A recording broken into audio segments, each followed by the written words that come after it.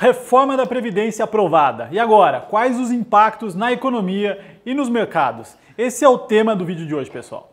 Mas antes de começar, dá um like, se inscreva no canal e ative as notificações. Depois de 8 longos meses, a reforma da Previdência foi enfim aprovada, com o último capítulo no Senado, por uma vitória de 60-19. Mas quais os impactos na economia, nos mercados e por que a reforma da Previdência é tão importante para os investidores e para a economia? Então vamos lá, pessoal? Eu sempre defendi muito a reforma da Previdência, e não porque eu seja um economista ortodoxo e mau, que quero que as pessoas tenham as suas aposentadorias reduzidas. Não, os economistas não são ruins, eles não querem que as pessoas tenham os benefícios reduzidos.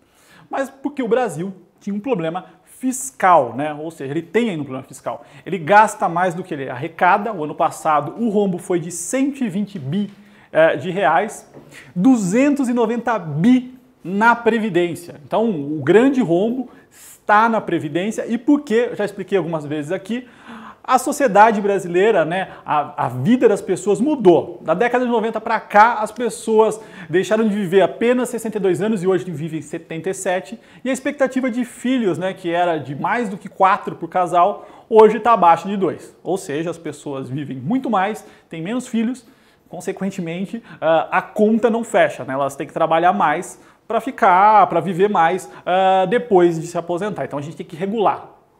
Previdência é uma conta atuarial de quanto você poupa ao longo da vida para receber isso no futuro. É uma alocação intertemporal, não existe segredo na economia, não tem como gerar dinheiro, imprimir dinheiro sem causar inflação ou um caos. Então a reforma da Previdência é importante por isso, porque se a gente continuasse gastando da forma que estava acontecendo, nossa dívida bruta ia chegar aos 100% e aí ia ser o caos na economia brasileira e ninguém quer isso. Por isso ela foi aprovada e é tão positivo. Em 2019, o rombo fiscal, o resultado do governo já vai ser um pouco menor, previsto aí uns 85 bilhões, e esse número deve cair nos próximos anos em função da reforma da Previdência e também da melhora da economia. Mas quais as consequências que devemos esperar para o mercado? Bom, como eu sempre falo aqui, a economia brasileira está num momento bom. Juros no menor patamar da história e a gente deve ter a Selic caindo aí possivelmente para baixo do patamar de 5%. Algo inédito que vai ajudar a acelerar o crescimento econômico.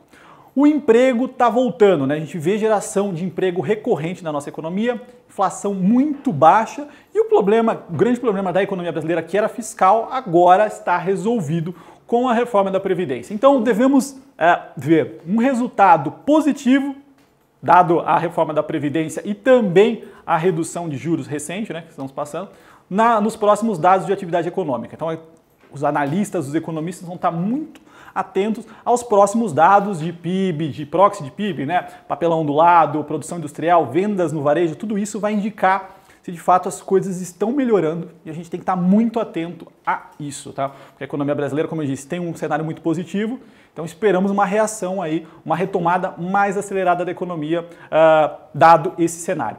O segundo ponto para monitorar, já mais relacionado aos ativos, as ações, juros e moeda, no caso do nosso dólar, está correlacionado à entrada do investidor estrangeiro. Como eu falei, em 2019, o grande investidor que puxou preço, que entrou mais nos ativos, foram os investidores locais, os institucionais tomaram risco. Então aumentaram muito a carteira de ações, juros. Então isso ajudou muito o nosso mercado. Existe um espaço, sim, para o investidor local aumentar ainda mais posição. Então a gente deve ter aí um fluxo positivo do nosso investidor também. Mas o que pode mudar, o que deve impulsionar ainda mais o preço dos ativos, são os investidores estrangeiros entrando no Brasil de forma mais acelerada. Eles entraram no Brasil esse ano, se a gente somar todas as linhas, o mercado à vista, o mercado primário, as emissões de novas ações e o mercado futuro, a gente vê uma entrada, só que de forma ainda modesta.